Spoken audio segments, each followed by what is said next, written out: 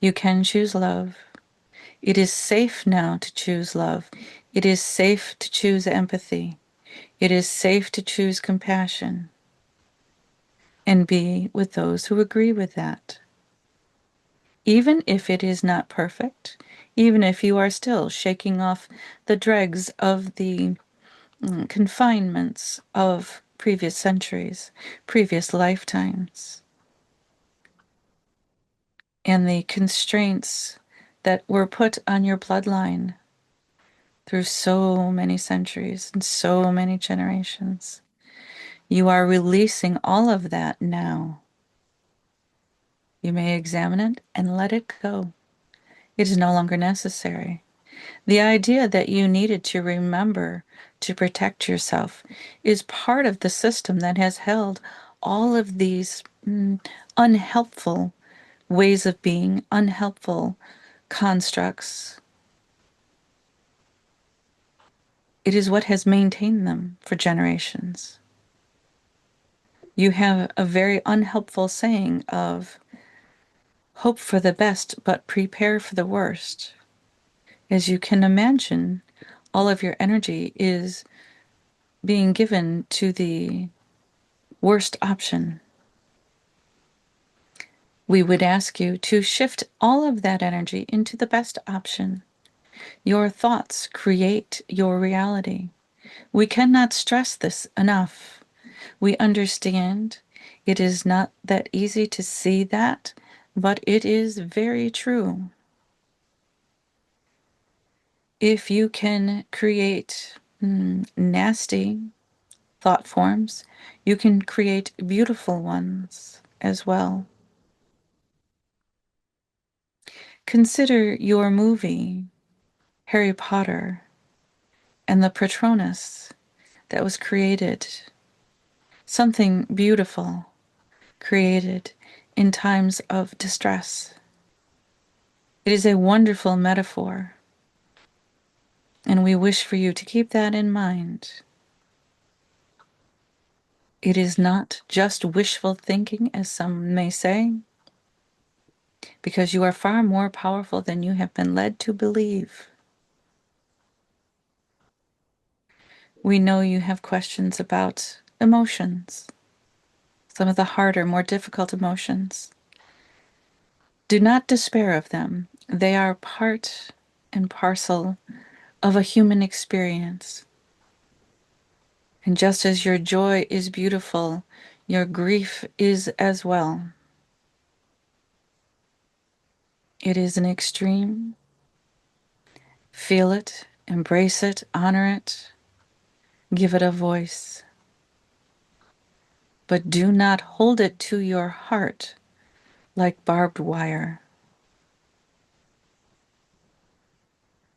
There are many parts to grief in particular, and we may mean grief of anything that you perceive to be lost: a relationship, a job, a home, a friend, or when someone passes on. It is a change, it is a transition.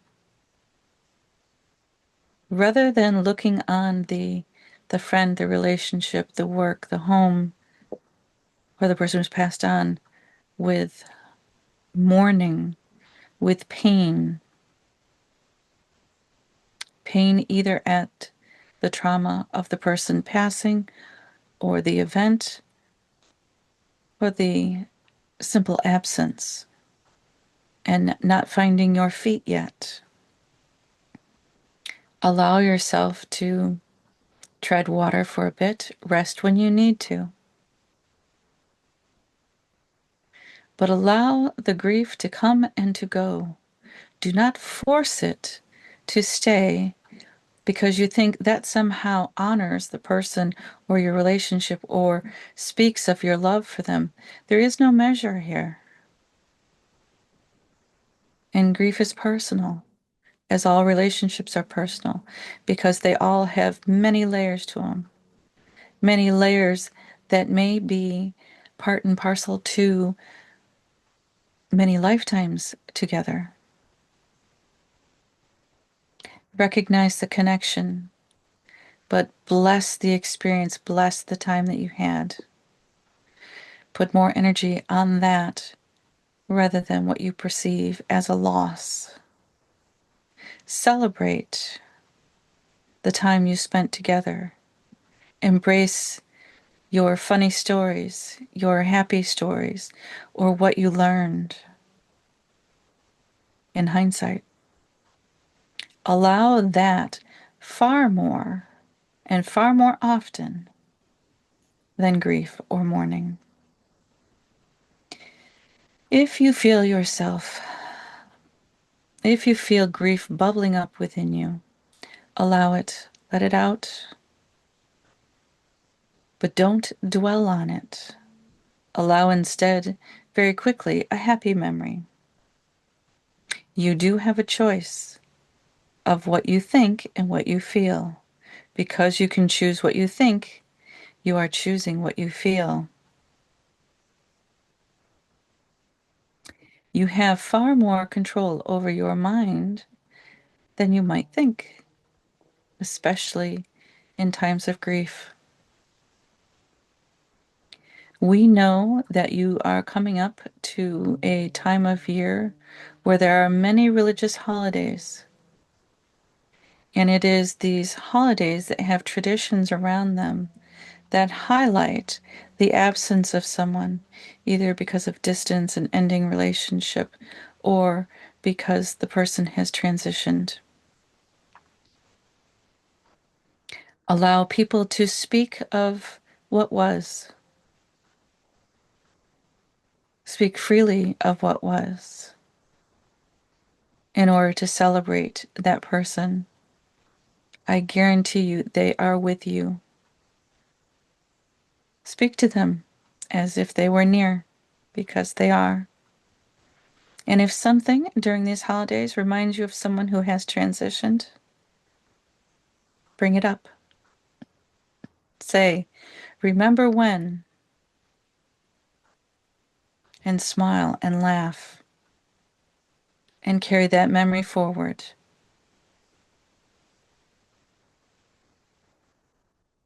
Do you understand what we are saying?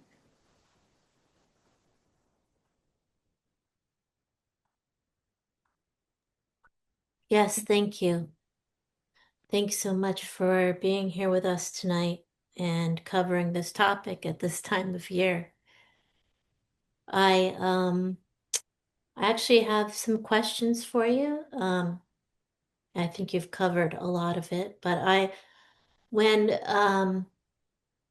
what's actually happening energetically when grief resurfaces? Are we clearing, integrating, or is the grief actually being called up so we are being asked to transform?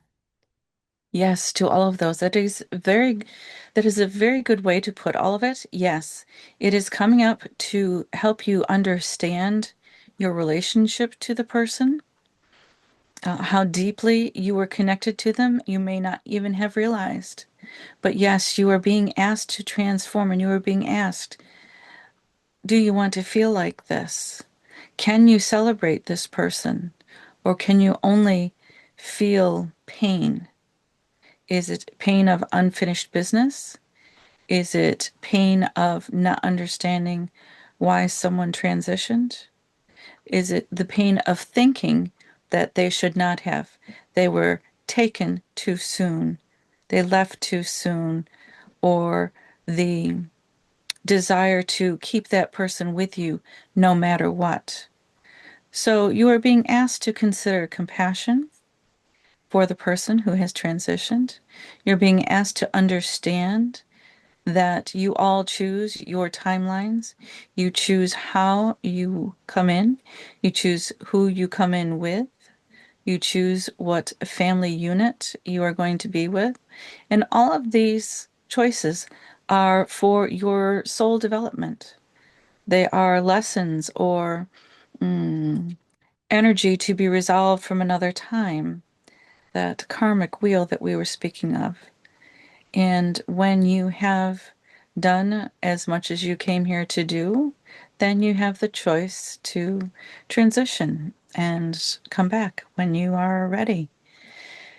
So no one leaves without their permission.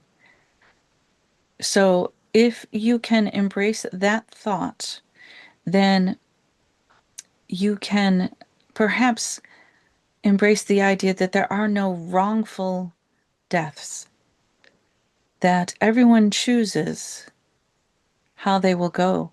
Some of it is meant to help others, some of it is meant to be part of a movement, some of it is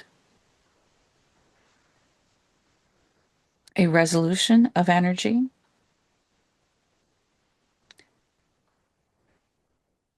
So you are being asked to open your mind and not look too narrowly at someone's transition.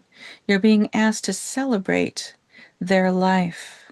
And if someone is leaving slowly with an illness, they're also doing that by choice. And you have the option of honoring that and helping them in their last days to remember just how magnificent and magical their life has been, to mm, have a graduation for them, to look at their accomplishments and celebrate with them before they actually leave. You don't have to wait until they are gone to speak of them generously. It is meant for you to recognize your relationships and how special they are, even the hard ones. Some of the hard relationships are with people who were your best friend in another life, or your closest sibling, or your closest child or parent in another life. And you each have agreed to come in and try this role on to see how much you can learn from each other while you're in a physical state. So, yes, every passing is an option for you to evolve, for you to understand more, for you to see a bigger picture, for you to celebrate, for you to laugh, and yes, to cry. It is not meant as an opportunity to suffer. Suffering is a choice. You suffer with your thoughts, your ideas of comparison, we should, ought to, and judgment. Those ideas, those concepts are what cause you so much pain. And understanding that there are many ways where your passed on loved ones are communicating with you. Just be aware, be open to the many ways that this may happen. I have a question regarding that specifically. So it is my understanding, especially when grief is very fresh, um, that we we want to hear from those loved ones. Um, but the fresh grief often gets in the way of that past loved one communicating with that person who's grieving, so that the passed on entity might try to reach out through someone like a medium or just another person who is not feeling the depths of grief, or they because they're having trouble to reach or to get the attention of the person who is grieving for them. Is that true? And if so, um, is there a way around that? Let's look at why that might be happening. Fresh grief.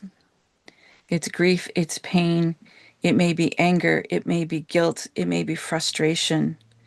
It's overwhelming. And all of those are very low vibration emotions. Yes? Yes. When the person is passed on, they're at a higher vibration. They're no longer in a body having to deal with your 3D. So they are at a higher vibration. And sometimes the vibrational distance between the two makes it very difficult to make contact, if you will.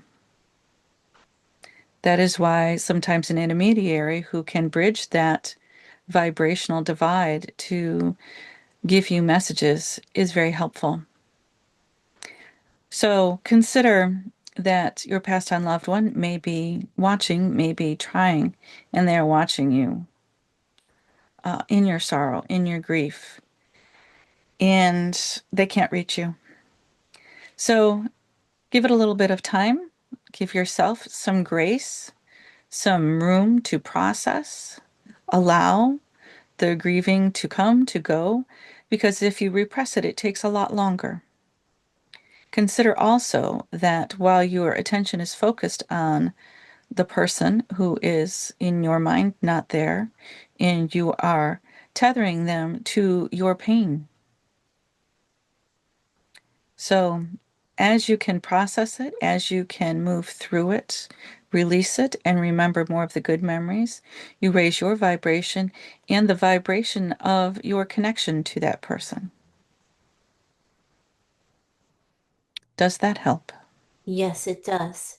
So often people relate the passed on person or pet or their ashes or a gravesite and and create ritual around visiting or carrying those remnants.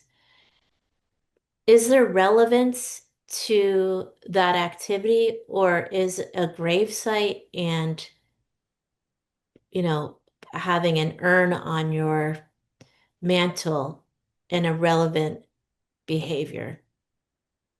The passed on person does not need any of those because they are no longer physical.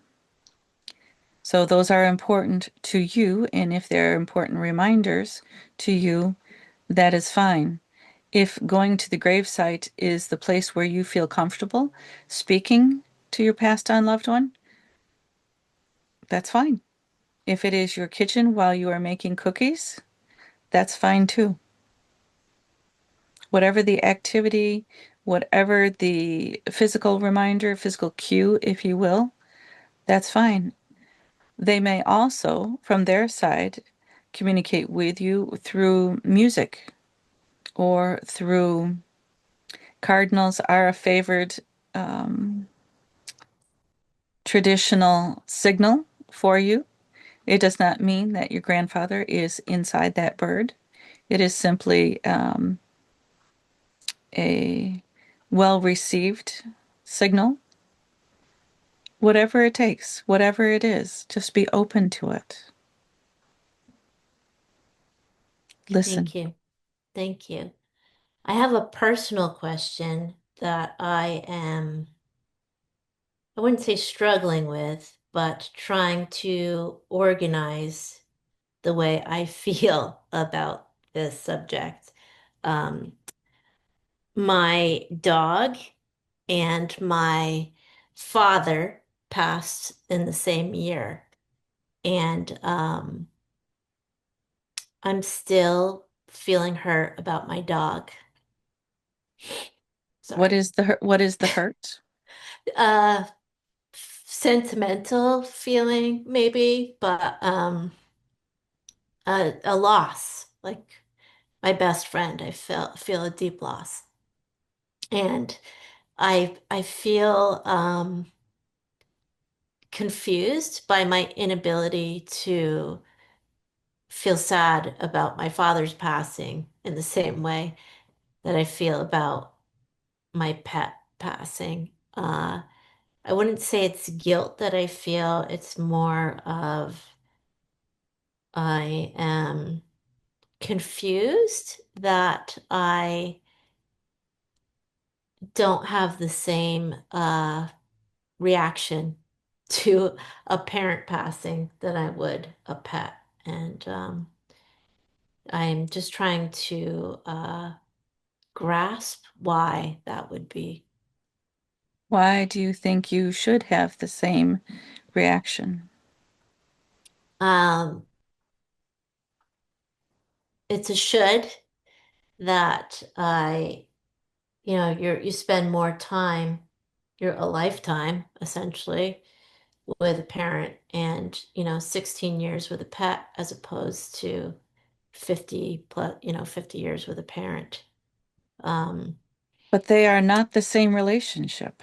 no, not at all. Pets provide an extraordinary service to humans. They teach you unconditional love. Now, the relationship between parents and children is supposed to be unconditional love, but it's not. It's complicated. It is complex. It is many layered. That is what it is meant to be. You have so many opportunities to learn from each other, and not all of your interactions are going to be pleasant. That is part of the learning process. Your relationship to your pet, who gives you unconditional love, who is simply there to support you. That's all. And sometimes to challenge you. It's a more narrowly defined relationship. And when that extraordinary support is gone, when the pet has passed on, you feel the loss very acutely because you may not have had any other relationship like that in your lifetime. It's okay. The system of pets set up for humans is meant as strong a support as can be created for you with the extraordinary work that you are doing on this planet. They are your helpers. They are pure love for you. Your family, parents, siblings, children, what have you, are close and often fractious relationships. That's okay. That's how it was set up so that you can learn a lot. So if you can allow yourself to not compare the relationships, as your father is not a pet, you are not, he is not your pet, you are not his. It is a different relationship. We understand we are oversimplifying here, but do not make that comparison. Feeling large grief at a pet passing on is expected. It is understood and is becoming more understood as time goes on, as humans are beginning to recognize the incredible importance of the animal system on your planet. And it's not just dogs, it's horses, it's cats, it's a rabbit, it's an iguana, it's an elephant, it's anything. Because as your vibration rises, you are beginning to have better opportunities to communicate with the animal system. Comparison causes pain. We would encourage you to release that comparison, simply let it go. Recognize what your pet meant to you, and recognize that your relationship with your father is not the same. Do so back to that subject. I don't think anyone mourned the loss of my father, to be quite honest. Um, and it makes me feel sad for Why? him for Why? him. Why? Why? Um, I, it seems, uh, although his life had meaning and left a mark on all of us, I guess the question is it necessary to mourn? And is it necessary to be mourned as that soul that passed on? Not necessarily. Understand that each person who has a relationship with someone will mourn in their own way, in their own size and quality, and that is appropriate. So there is no quantifying as what is required, what is normal. It does not fit into any particular size box. Um, you may not mourn someone at the time of their passing, but mourn them 15 years later once you realize what this person actually meant to you. That is perfectly appropriate. All of it is appropriate. It is not required. What you are getting at is a construct of relationships that where respect is demanded, and therefore this father figure is there's a have to respect here, and therefore once the person has passed, you have to mourn them appropriately, appropriately being in someone else's eyes. So allow yourself to feel what you feel, and the size and quality of your mourning is appropriate, as is everyone else's. There is no quantifying for someone else's grief, mourning, love. These are individual relationships because each of you is multifaceted. You are not the same thing to everyone that you know, correct? That's true, yes. And every person sees a different version of you, a version that is reflective of their relationship with you and how they interact with you. Does that make any of the other relationships less valid? No. Do you see? I do. So the soul that passed on, whether those who remain on this planet are grieving or not, it does not affect them in their expanded self. It's irrelevant. Correct. Correct. Because you do not know what his agreements were with all of you when you came in. It's difficult to know that while you are embodied. And his tasks, his goals, um, the agreements made with all of you may have been perfectly completed, did his job. Right. So how do we distinguish between a genuine emotional release and something like a something that's patterned in us? Well, that is the time that you are in right now, is that you are able to look in and feel, am I feeling this just because I'm supposed to? Everyone else is crying. I should cry too. Supposed to, should. And then you manufacture an emotion, but you may not be feeling that. Right. And allow yourself to feel what you feel when you feel it, and allow others to also. It is a releasing of judgment, of measuring, and these are all external, someone else's opinion of your relationship or your reaction or your emotions. If you can allow someone else's, allow your own. If you can allow your own, allow someone else's. You have a saying to be kind because you never know what the person next to you is going through. So be it. Allow room for everyone to go through whatever it is. What we are hoping for is that each of you find a way to look within, allow yourself to feel what you feel, allow yourself to process your emotions. This is a big change from the last century, which was all about compartmentalization and repressing of your emotions. Don't cry, don't get angry, don't get that look off your face.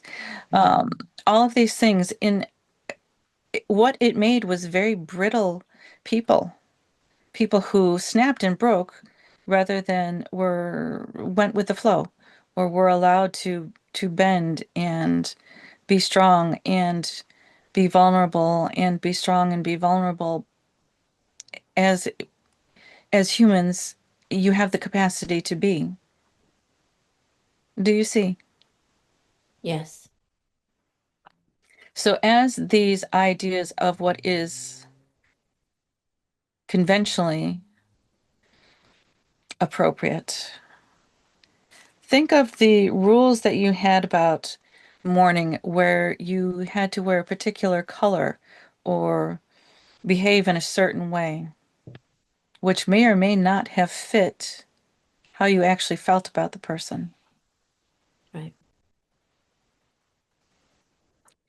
There have been many, many widows who wore black for mourning, but inside they were happy to be free of an abusive relationship. Consider the dichotomy in that. Yes. So, we are asking all of you to put less emphasis on supposed to and spend some time with yourself figuring out what is for you. And when there are opportunities to celebrate, do that. When there are opportunities to be grateful, you may have had on the surface what appears to be a terrible relationship with someone. But what if you learned a lot from them? And that was really the purpose of the relationship. Consider your hardest teachers were often the ones you learned the most from. And the ones who let you slide by, you slid by. All of your relationships, whether they are long or brief or intense or mild, are just great opportunities. Start considering your interactions with people and ask yourself, what am I learning from this? Or what am I teaching?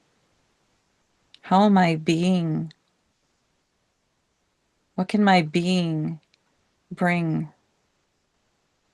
What am I bringing to the table? What wisdom do I have? What have I learned? Letting your, oh, that's awful story to be something transcendent. These are the opportunities that you have right now in this lifetime. All of these opportunities to transcend conventions, moral obligations, old thought forms, old structures that were meant to oppress. Now is the time to burst forth with love and compassion and empathy first, first for yourself and for others. And if you can pause your reaction long enough to consider what is the compassionate option here and choosing that, you can break so many structures open, create so much room, so much freedom for so many individuals and groups, and watching each person blossom as the structure that was holding them down, holding them back, holding them in place is peeled away through someone's understanding, through someone's compassion, through someone's recognizing a larger picture and a greater good and a greater beauty. That is how real change happens. And it happens one person at a time. One person's energy flips over, the next person flips over and flips over and flips over and flips over. And then you have real change. Because You each and all recognize what you will no longer accept and what you will. So this time of year, we're not only entering winter, at least on the East Coast or the upper half of the equator is getting cold and darker. And especially, it's not just the holidays, but as we enter into the winter season, there's a general heaviness. And I know a lot of people are feeling tired and zapped. Is there a spiritual purpose to the heaviness and uh, slowing down we might feel during this time of year? It's only a problem if you think it is. Your perception of it, that it is making you tired, and tired is a problem. What if it is an opportunity to go within? The shorter days, a longer time for introspection without the go, go, go of summer. It is time for cozy blankets, slowing down. This is the time of longer term projects. Consider that traditionally, this was a time when you crafted, manifested things with your hands. And as you crafted something with your hands, it was the projects that took longer, the things that were woven, the things that were knitted, the things that were carved. They all took some amount of Zen time, if you will. Appreciate the winter for its Zen time and allow it to have that rather than trying to make it be something that it is not. Get the rest during the dark hours. Thank you. A quick final question in relation to that. Can you address how solar flares are affecting us right now? The solar flares, the solar storms, all of this is scheduled upgrading maintenance, if you will. We encourage you to embrace this, embrace the process, give yourself grace when you feel different, give yourself a moment, and do all the things that nurture your body. Cleaner food, more water, things that give you pleasure, connection with nature is going to be critical because your Mother Earth is also receiving all these solar flares and geomagnetic storms. So there's a lot going on for her right now. And if you can both give each other grace and love, if you're outside, intentionally send love to your Mother Earth and ground, connect with her as much as you can because you are all on this ride at the same time. And the sun shines on everyone. So give yourself grace, give other people grace, give yourself time. And again, if there is time and space to do cozy things that are comforting, do those. Give yourself, your mind, your body space to process. There's a lot going on and it's going to continue. Right. Thank you so much. Do Does you this have help? any? Yes, very. Do you have any closing statements for us this evening? We are all so very, very proud of you. I don't think that gets said enough. You tend to focus on the difficult parts, the parts that seem to be failing in your eyes. Those are all judgment. Understand this is all a process. It's okay. Let the parts crumble that are going to. There will be new things that are built, and you are part of that. So, therefore, if you are part of the architecture team, you're probably not part of the demolition team. Allow the demolition team to do their part. You continue to conceptualize and manifest the beautiful thing that is next. Concentrate on that. Stay in your lane. Do you understand what we mean? Yes, thank you. Do that. Do more of that. Ground, connect with each other, with your Mother Earth, with yourself. Take time out to meditate, to give yourself space, to drink water, to contemplate the beauty of all that is around you, and send more energy to that for a beautiful feedback loop. Have your plants in your space, recognize them, praise them, give them love. They're working hard too. And And we, I'm sorry, before we leave, do you have it's been a difficult season for Lauren specifically. Do you have any special words for Lauren? one of her favorite phrases is to stay in your lane.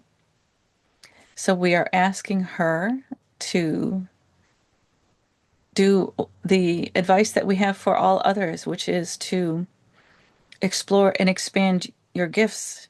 She has many. To not allow fear and old stories, old timelines to hold her in place, quiet and small. That time is over. It has passed. And yes, she has many signals from us. And if she can record the conversations that she has with us and put that out there for whoever needs to hear what's in her head. We talk to her all the time, and she often thinks, "Oh, that's a great idea. I should write that down." No, just go record it. Make it make it simple. Yes. Amen. We thought you would like that. We've been talking to her too. Thank you. She's fighting both of us, but that's all right. She's getting there. She's getting there. Thank you. Just a boost of confidence. I would love that for Lauren as a Christmas gift this year. We are working on it. Thank you. I appreciate your time as always.